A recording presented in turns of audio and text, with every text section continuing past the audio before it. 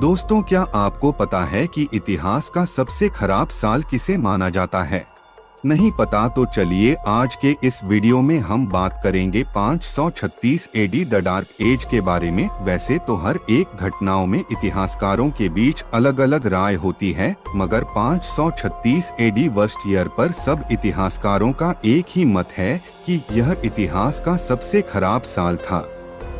ऐसा क्या हुआ था 536 एडी में, जिसे इतिहास का सबसे खराब साल माना जाता है? चलिए आज मैं आपको बताता हूँ। इस वीडियो को लास्ट तक देखने के बाद आपको यकीन हो जाएगा कि बीते वर्ष कोरोना वायरस तो उसके आगे कुछ भी नहीं था।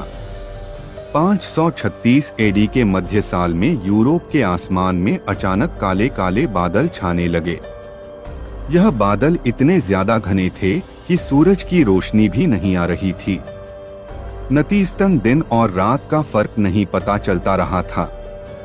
शुरुआत में तो लोगों को कुछ समझ नहीं आ रहा था, पर उस समय लोग कर भी क्या सकते थे।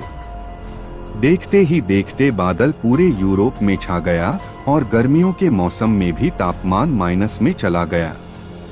यूरोप के साथ साथ अफ्रीका, चीन में भी इसी तरीके के बादल छा गए और वहां पर भी तापमान एकदम से गिर गया।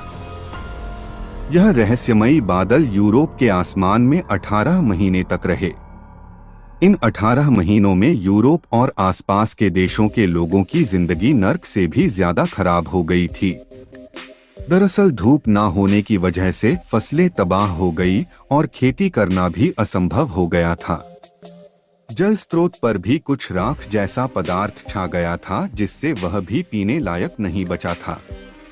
भोजन की कमी के कारण यूरोप में आने वाले समय में भारी अकाल पड़ा, जिसमें हजारों लोगों की मौत हुई और इसी बीच यूरोप का तापमान हमेशा माइनस में ही रहता।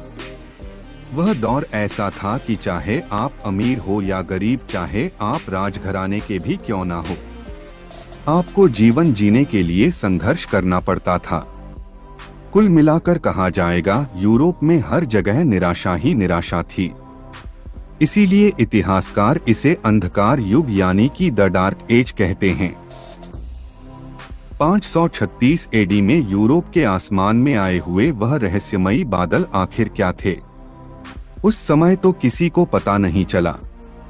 आने वाले हजारों सालों के बाद भी वो रहस्यमयी बादल का पता नहीं लगा पाए, मगर आज के उन्नत तकनीक की वजह से आज के वैज्ञानिकों ने पता लगा लिया है। वर्टिकल बार दरअसल आइसलैंड में एक ज्वालामुखी है जिसका नाम माउंट वसुवियस था। उसमें 536 एडी में भयंकर ज्वालामुखी विस्फोट हुआ था, जिसके कारण से यूरोप के आसमान में 18 महीने तक के बादल फैल गए थे।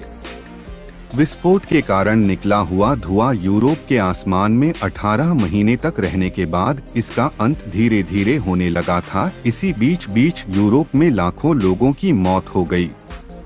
इसका अंत अपने आप ज्वालामुखी विस्फोट का प्रकोप कम हो जाने से हुआ। 538 के मध्य से जब बादल यूरोप के आसमान से हटे और बरसात हुई, तब लोगों में खुशी की लहर दूरी और लोगों ने वापस से खेती करना शुरू किया और यूरोप के लोगों का जनजीवन पटरी पर लौट आया।